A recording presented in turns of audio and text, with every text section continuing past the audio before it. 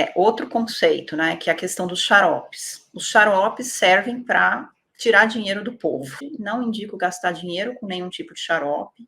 Vamos começar pelo mais simples aí. Qual é a conduta terapêutica de medicamentos ou de orientações para aquele resfriado? Não sei se eu posso falar o nome desses medicamentos, porque às vezes pode ter um probleminha aí politicamente correto e tal, mas é um medicamento aí que ficou famoso na pandemia, né? Começa com IV, né? E tem a nitazoxanida, que é um medicamento parasitário para tratamento de viroses intestinais, que mostrou uma ação antiviral importante e efeito antiviral na questão da gripe também, que é a nitazoxanida, que é o famoso Anita. E onde que entra o antitussígeno, né? Que tem aquele O limite antitussígeno. ali, eu não consigo, eu preciso parar um pouco de tossir, eu posso tomar um antitussígeno? Qual que você indica do ponto de vista natural e em que momento que eu posso entrar com antitussígeno alopático? É outro conceito, né, que é a questão dos xaropes. Os xaropes servem para tirar dinheiro do povo, digamos assim. Eles não têm eficácia comprovada, tá, Betete? Eles são sedativos na maioria dos casos. Então, você inibe uma resposta de defesa do seu organismo sem tratar a causa. Então, para isso, você não tem eficácia nenhuma. Então, é importante você saber a causa, porque tratando a causa, você vai parar de tossir, que é basicamente fazer a lavagem do nariz, usar antivirais, usar todos esses suplementos que eu falei, e antibióticos quando indicados. Então, antitussígeno eu não indico para nenhum paciente, não indico gastar dinheiro com nenhum tipo de xarope, Sequi, droproprizina, todos esses que são sedativos à tosse, se você ceda a tosse, imagina, se você está com uma bactéria no seu pulmão, você para de tossir, ceda a sua tosse, você vai deixar a bactéria atuar livremente. A tosse é um mecanismo de expelir o catarro, expelir os micro-organismos. É um mecanismo de defesa. Se você impede a tosse, você pode piorar o seu quadro muitas vezes. Então, infelizmente, a pessoa naquela linha do tempo, né, da evolução da doença, né, começa aqui, evolui, depois vem a melhora, ele tem que passar pelo processo da tosse. Com certeza. A tosse é um mecanismo de alerta do nosso organismo. Você não deve impedir a tosse. Tá. O resfriado pode virar gripe?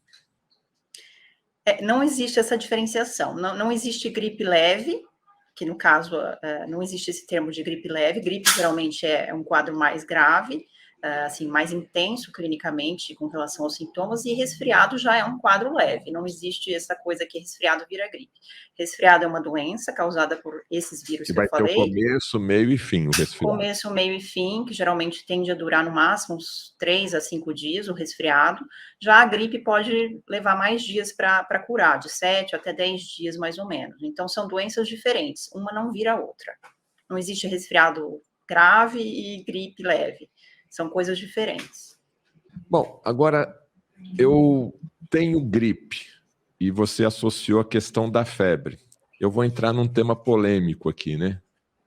Eu trato essa febre, doutora Elise, eu consigo suportar um pouco essa temperatura mais alta? Qual que é a indicação na sua experiência, no seu convívio com os pacientes? Porque, às vezes, tem gente que tem um suporte, né? Tem um limite maior, mas sempre tem a preocupação da mamãe e do papai em relação à febre. O que você me fala da febre em uma gripe?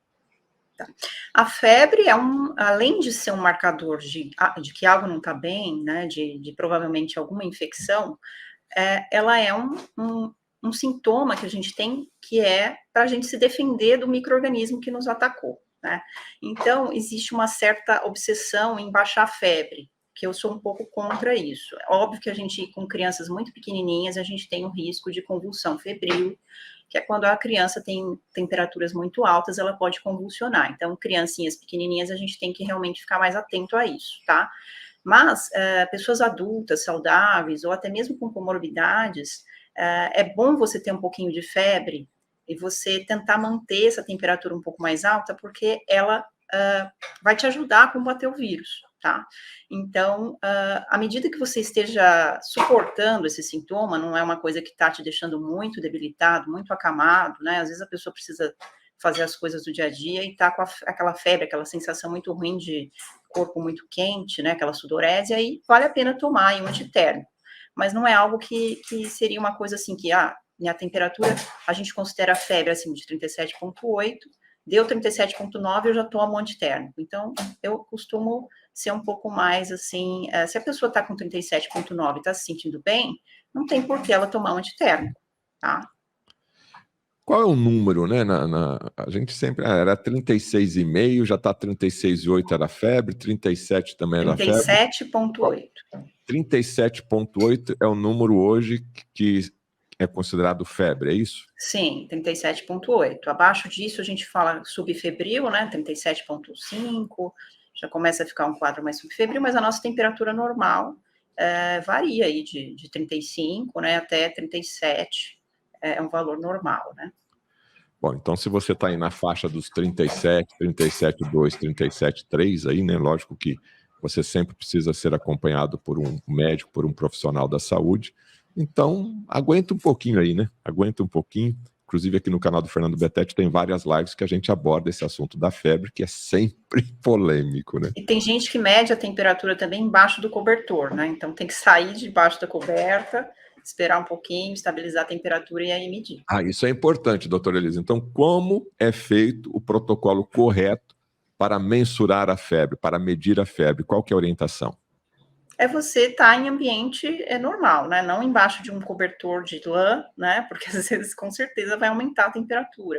Às vezes, tomar um banho morno, né? Para dar aquela baixada na temperatura, aí você mede a temperatura e vai ter uma noção mais exata aí do valor, tá? Tá bom. Bom, vamos falar aqui de procedimentos terapêuticos para você resolver o seu problema da gripe e do resfriado. Vamos começar pelo mais simples aí. Qual é a conduta terapêutica de medicamentos ou de orientações para aquele resfriado que a gente acabou de aprender aqui, a diferenciação entre resfriado e gripe? Mas a pessoa te liga, né? Inclusive a doutora Elisa Lombardi também tem esse atendimento via teleconsulta, via telemedicina. Então, em qualquer lugar do Brasil ou do mundo que você esteja nos assistindo e precisa tirar algumas dúvidas, eu vou deixar o contato aqui embaixo, que é muito importante você ter a informação de um profissional capacitado. Condutas aí de tratamento de um resfriado, doutora Elisa. Tá.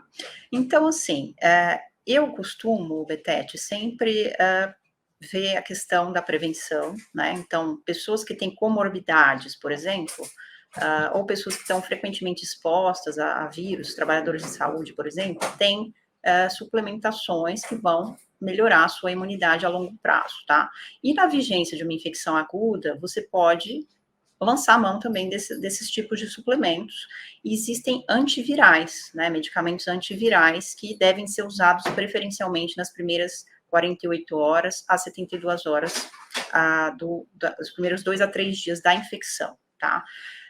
Existem antivirais que são licenciados, né, pela Anvisa, como, por exemplo, o Tamiflu, que é um medicamento que pode ser utilizado para diminuir tempo de sintomas, mas não existe uma eficácia muito boa desse medicamento para prevenir hospitalização, internação e óbito, tá? Então, assim, eu até prefiro outros tipos de antivirais, que são até medicamentos que a gente prescreve off-label, né, que é fora da bula, mas que mostraram uma atividade antiviral importante em estudos, tá?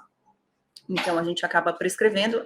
Não sei se eu posso falar o nome desses medicamentos, porque às vezes pode ter um probleminha aí com relação a politicamente correto e tal, mas é um medicamento aí que ficou famoso na pandemia, né? Começa com IV, né?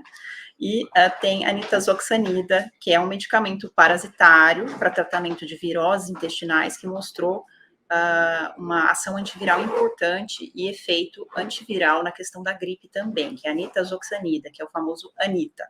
Tá? Então, começou um quadro gripal, que você vê que já vai arriar, já vamos começar o tratamento, porque muitas vezes a maioria dos médicos, para não dizer mais de 90%, né, Betete? Toma só um sintomático aí para diminuir aí a congestão nasal, toma uma dipirona se der febre, toma líquido, repouso e pronto. Mas não, a gente tem que diminuir a carga viral, porque se você diminui a carga do vírus nos primeiros dias de infecção, você diminui a resposta inflamatória e diminui o tempo de sintomas, diminuindo possíveis quadros mais graves, né? A gente sabe que a evolução da gripe é para pneumonia em algumas pessoas suscetíveis. pessoas que já têm comorbidades, crianças menores, idosos, pessoas que têm doenças cardiovasculares, elas, quando têm uma gripe, elas podem tender a evoluir para uma infecção bacteriana.